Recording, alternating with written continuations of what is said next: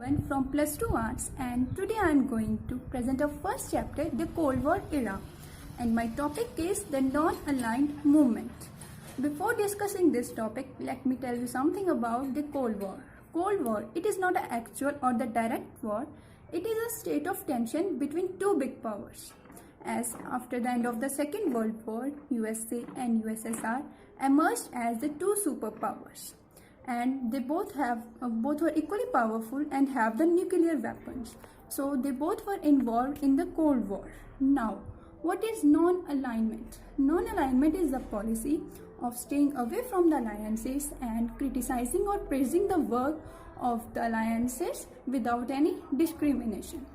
Now, what is NAM? NAM, it is an organization. There are 5 leaders of NAM.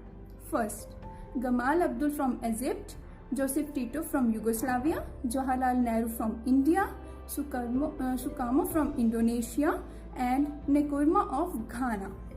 Now, what was the motive of NAM? The motive of NAM was to stay away from, to pursue the newly countries, not to join the alliances or the power blocks. And the first summit of the NAM was held in 1961 in Belgrade, and 25 country states joined this, and many crucial decisions were taken in this, like first, that not to join any power bloc, and second, to cooperate with the third world countries. And the 18th summit of NAM was held in Azerbaijan in October 2019, and it was attended by the delegation of 120 countries. And now, but many people call the policy of NAM as the policy of neutrality and the isolation. And isolation means remaining aloof from the world affairs. But many non-aligned countries play an active role in mediating a cause of peace. So it was not true that the people called it as a policy of isolation.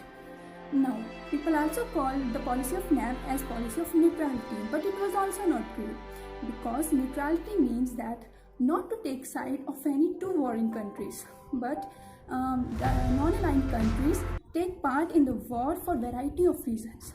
They want to stop the war between the nations. So, and thank you very much.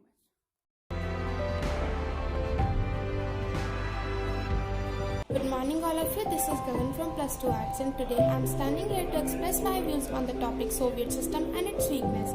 Firstly, I would like to tell you what was Soviet system. Union of Soviet Socialist Republic or USSR was formed in 1917 during Russian Revolution, and it was inspired by ideas like socialism and communism and opposed the ideals of capitalism. This system followed one-party system and abolished the idea of private property, and this was a single-party system which was represented by Communist Party. No other party was allowed to participate or oppose in elections against the Communist Party. All the power was in hands of Communist Party. After the Second World War, countries like Germany, Italy, and Japan were freed from fascist forces, and now they were headed by USSR. These countries were held together by a military alliance that was known as Warsaw Pact. Now I would like to tell you something about weakness of Soviet system. Soviet system was becoming bureaucratic and authoritarian, which was making life of every citizen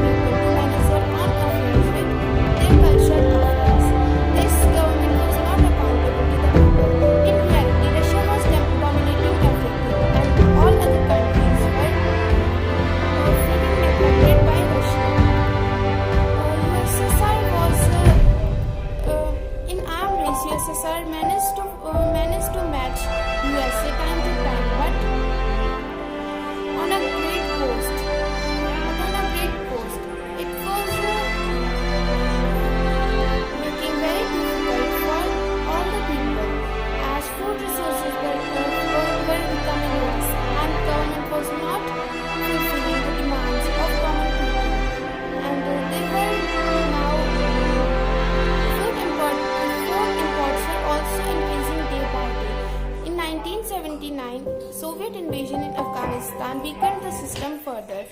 And because of this, all technology and infrastructure was also declining day by day. In 1970, the USSR or Soviet system became stagnant and losing its power. Thank you.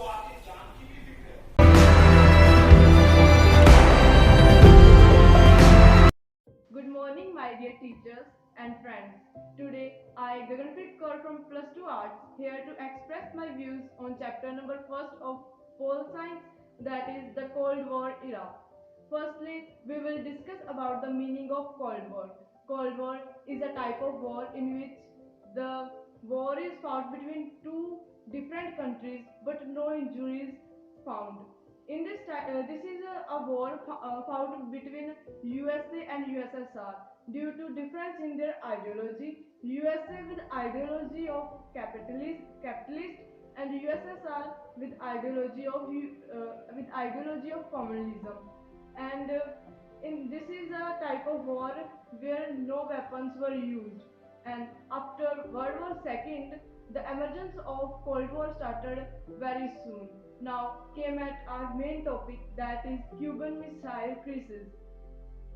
Cuba was a very small country, and USA and USSR were in regular conflicts due to communism and capitalist ideology. USA follow the ideology of democracy and capitalist. So capitalist versus communism, and Cuba was dependent on USSR. Cuba take every kind of diplomatic and financial help from USSR. The head of USSR, Nikita, decided to convert Cuba into a Russian base by settling a missile over there.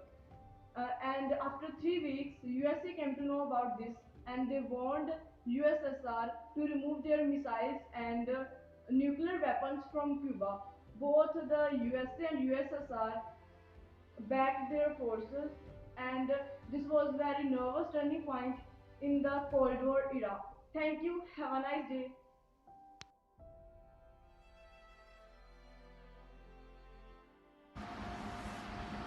Good morning, sir. Today I am here to give the presentation on our second chapter, End of the Bipolarity, on the topic India and the Post-Communist. In this topic, we discuss about the relationship of India and the Russia. India is the good relationship all the post-communist country. India and the Russia is the good relationship with each other. Indo-Russia is the immersed in the history on the trust and the common interest. Indo-Russia is the good important relationship for the Indian foreign policies. Both the countries are the share a vision on the multipolar world. Multipolar world means when the power is dividing among several D countries. It is called the multipolar world. India got the benefit from the Russia on our issues like Kashmir, energy supply, access of the Central Asia and balancing relationship with the China. Russia had got the benefit. Russia stand benefit for the relationship because India is the second largest arm market for Russia. Both the countries collaborate and make the scientific project. Thanks.